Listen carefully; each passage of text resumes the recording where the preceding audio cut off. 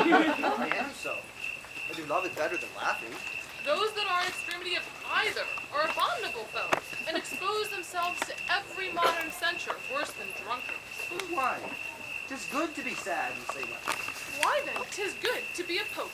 Neither the scholar's melancholy, which is emulation, nor the musician's, which is fantastical, nor the courtier's, which is proud, nor the lawyer's, which is vain, nor the soldier's, which is ambitious, nor the lady's, which is nice, nor the lover's, which is all these. But it is a melancholy of mine own, compounded of many simples, extracted from many objects, and indeed the sundry contemplation of my travels, of which the often rumination wraps me in a most humorous sadness. Traveler! By my faith, you have great reason to be sad. I fear you have sold your own lands to see other men's. Then to have seen much and to have nothing is to have rich eyes and poor hands. Yes, gained by experience. And your experience makes you sad. I had rather have a fool to make me merry than experience to make me sad. And to travel for it, too. Good day and happiness, dear Rosalind. Nay then, God be with you, you talking blank.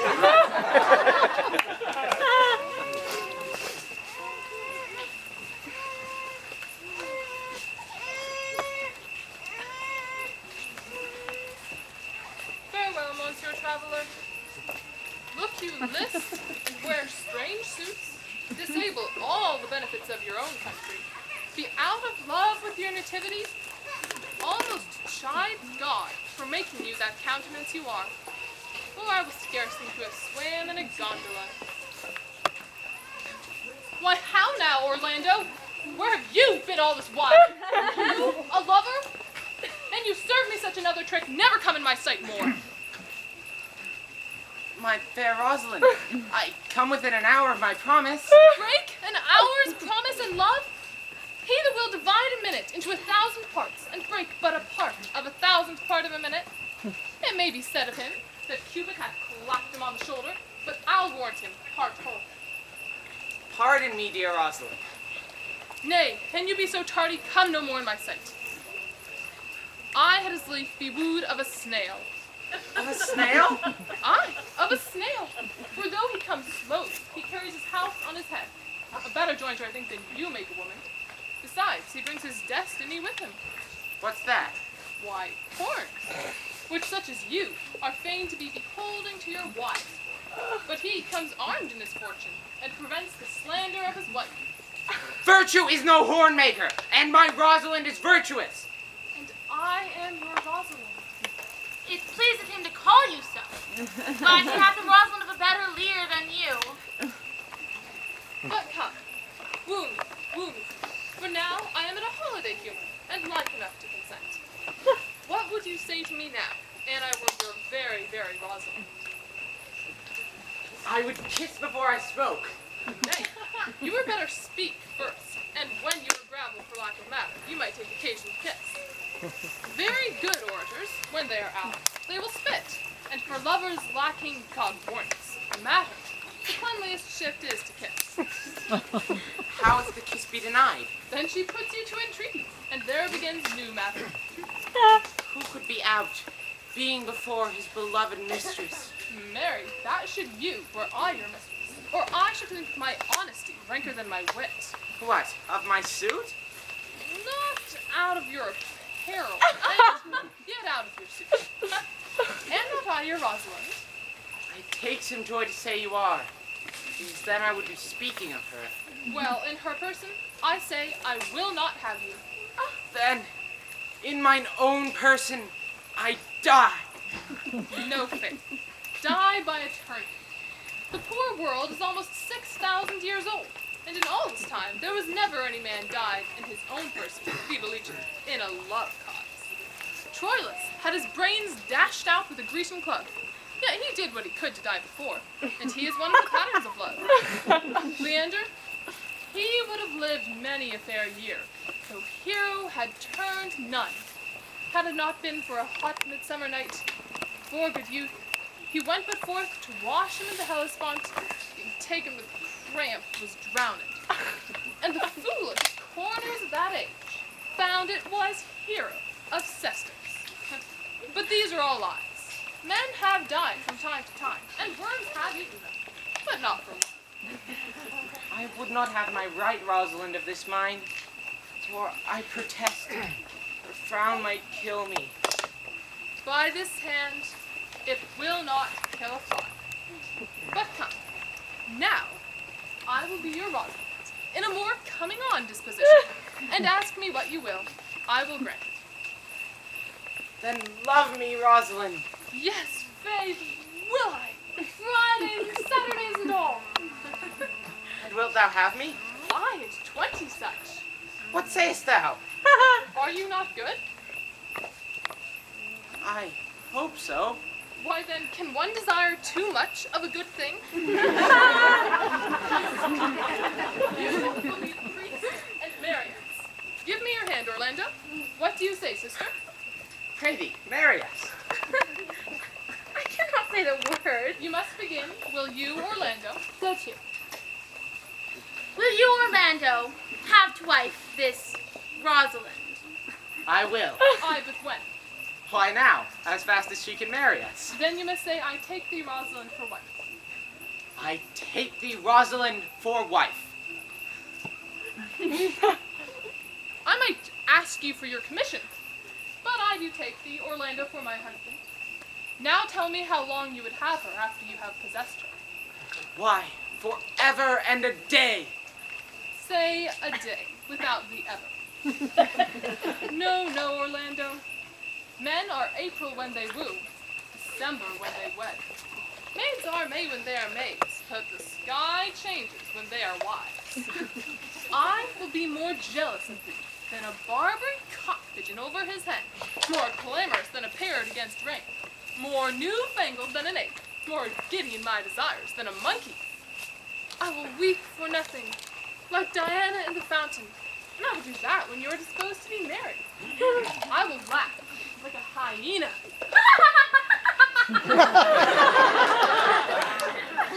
And I will do that when thou art inclined to sleep.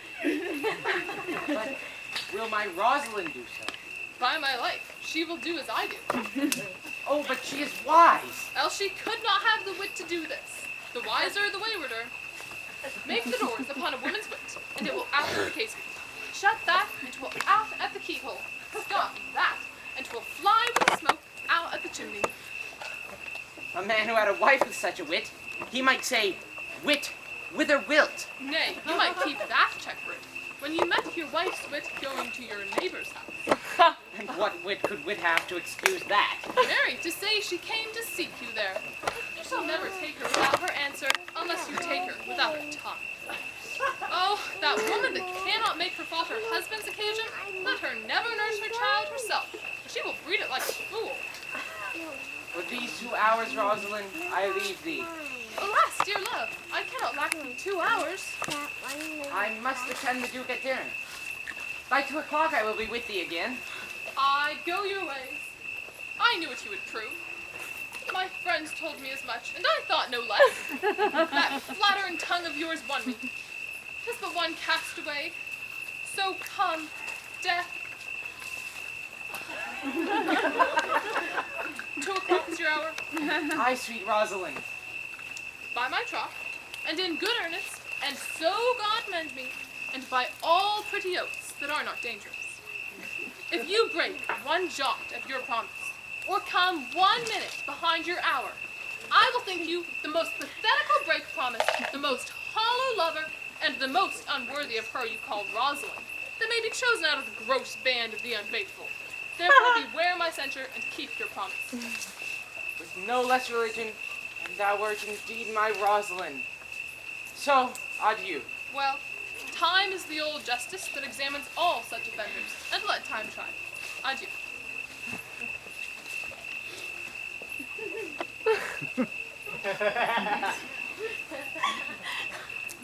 You have simply misused our sex in your love prank.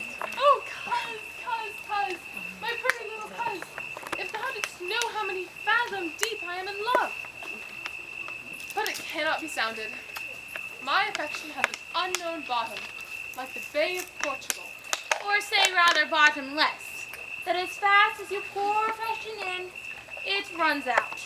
No, that blind, rascally boy that abuses everyone's eyes because his owner. Let him be judge how deep I am in love. I'll tell thee, Aliena, I cannot be out of the sight of Orlando. I'll go find a shadow, sigh till he come. And I'll sleep.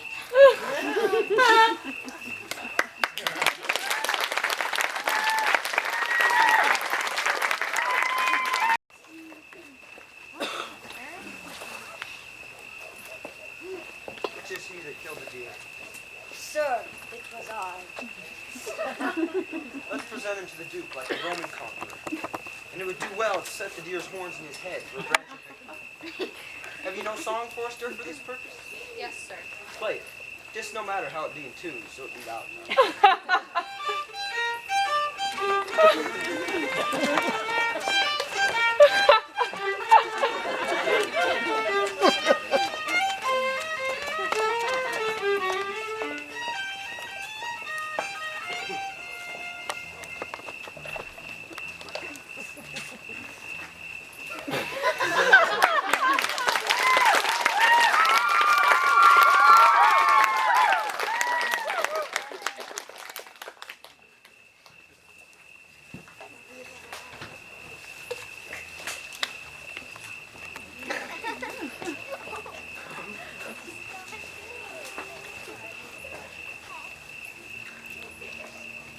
How say you now? Is it not past 2 o'clock? And here, much Orlando. I warned you, with pure love and troubled brain, he hath taken his bow and arrows and has gone forth to sleep. Look, who comes here? My hand is you, fair youth. My gentle Phoebe bid me give you this. I know not the contents, but as I do guess by the stern brow and waspish action which she did use when she was writing of it, it bears an angry tenor. Pardon me, I am but as a guiltless messenger.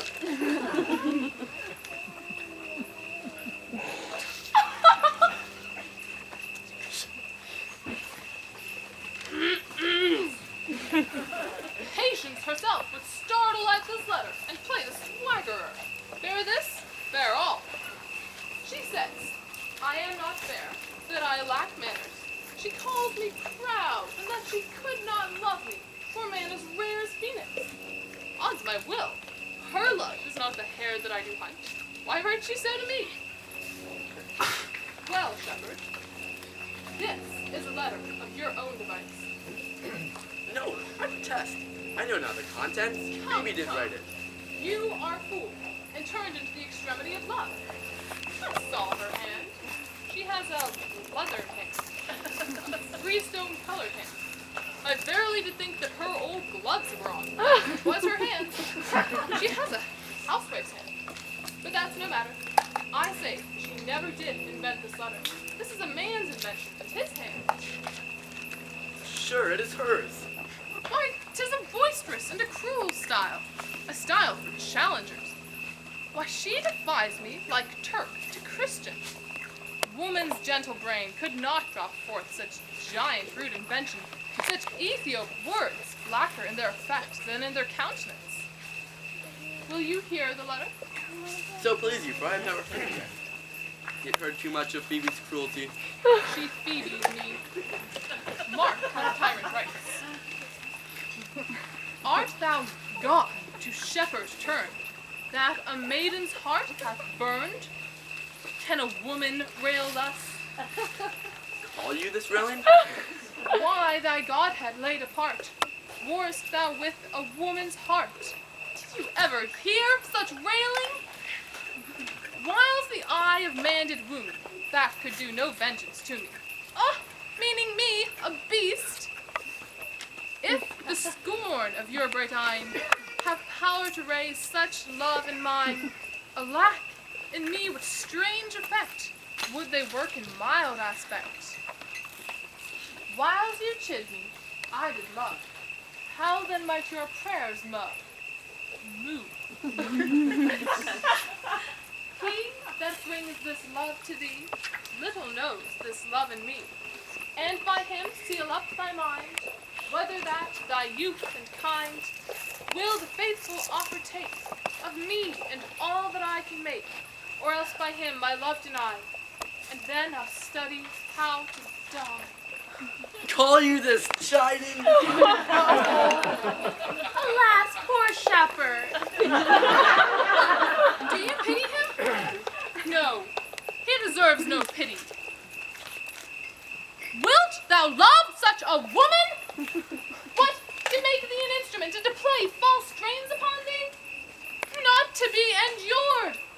Well, go your way, dear. I see that love hath made thee a tame snake, and say this to her, that if she love me, I charge her to love thee. And if she will not, I will never have her unless thou entreat for her. If you be a true lover hence, and not a word, for here comes more company. Good morrow, fair ones. Pray you, if you know, where in the purlieus of this forest stands a sheepcote fenced about with olive trees? What's this place? Down in the neighbor bottom. The rank of osiers by the murmuring stream left on your right hand brings you to the place. But at this hour the house will keep itself. There's none within. If then I may profit by a tongue, then should I know you by description. Such garments in such years. The boy is fair, of female favor, and bestows himself like a ripe sister. The woman low and fairer than her brother. Are not you the owners of a house I did inquire for? 'Tis no boast, being asked, to say we are. Orlando doth commend him to you both, and to the youth he calls his Rosalind, he sends this bloody napkin. Are you he? I am. What must we understand by this? Some of my shame, if you'll know of me what man I am, and how, and why, and where this handkerchief was stained. I pray you tell it. When last the young Orlando parted from you, he left a promise to return again within an hour, and pacing through the forest, chewing the food of sweet and bitter fancy, lo, what befell? He threw his eye aside, and marked what object did present itself, under an oak, whose boughs were mossed with age, and high-top bald with dry antiquity. A wretched, ragged man, o'ergrown with hair, lay sleeping on his back. Around his neck, a green and gilded snake had wreathed itself, who with her head nimble in threats approached the opening of his mouth. But suddenly, seeing Orlando, it unlinked itself, and with indented glides did slip away into a bush. Under which bush's shade, a lioness, with udders all drawn dry, lay crouching, head on ground, with cat-like watch, when that the sleeping man should stir, for 'tis the royal disposition of the beast to feed on nothing that doth seem as dead. This seen, Orlando did approach the man, and found it was his brother, his elder brother. Oh, I have heard him speak of that same brother, and he did render him the most unnatural that lived amongst men. And well he might do so, for well I know he was unnatural. But to Orlando, did he leave him there, food to the sucked and hungry lioness?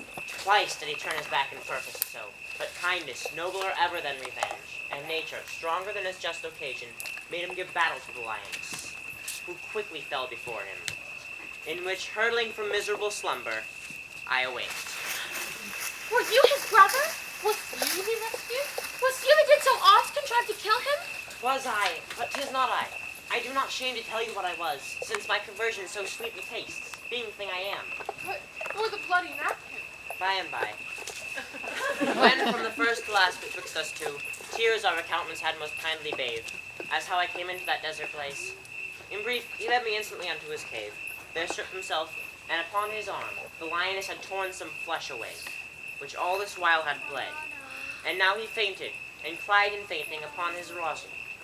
Brief, I recovered him, bound up his wound, and after some small space, being strong at heart, he sent me hither, stranger as I am, to tell this story, that you might excuse his broken promise, and to give this napkin, dyed in his blood, unto the youth he doth in sport call his Rosalind. How now, Ganymede? Sweet Ganymede! Many will swoon when they do look on blood. There's more in it. Cousin Ganymede! Look, he recovers. I would I were at home. We'll bear you thither. Sir, will you take him by the arm? Be of good cheer, youth. You a man? You lack a man's heart. I do so, I confess it. Ah, sirrah, A body would think this was well counterfeited. I pray you tell your brother how well I counterfeited. Hey ho! This was not counterfeit. There's too great testimony in your complexion that it was a passion of earnest. Counterfeit, I assure you. Well then, take a good heart and counterfeit to be a man. So I do. By faith, I should have been a woman by right. You grow paler and paler. Pray you draw homeward. Good sir, go with us? That's all. But I must bear answer back how you excuse my brother, Rosalind. I shall devise something, but I pray you commend my counterfeiting to him. Will you go?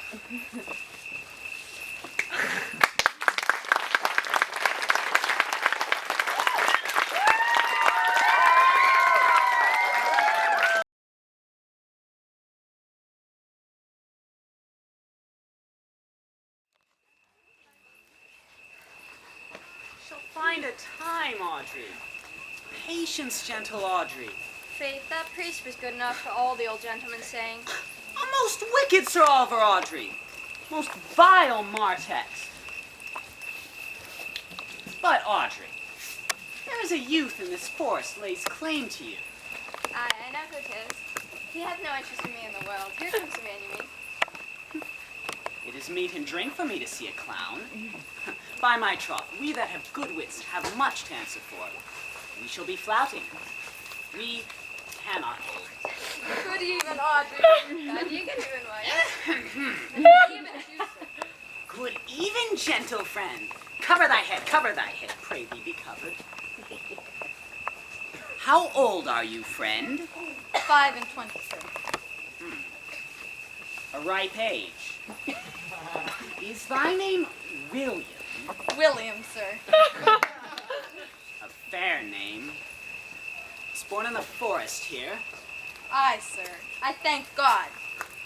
Thank God. A good answer.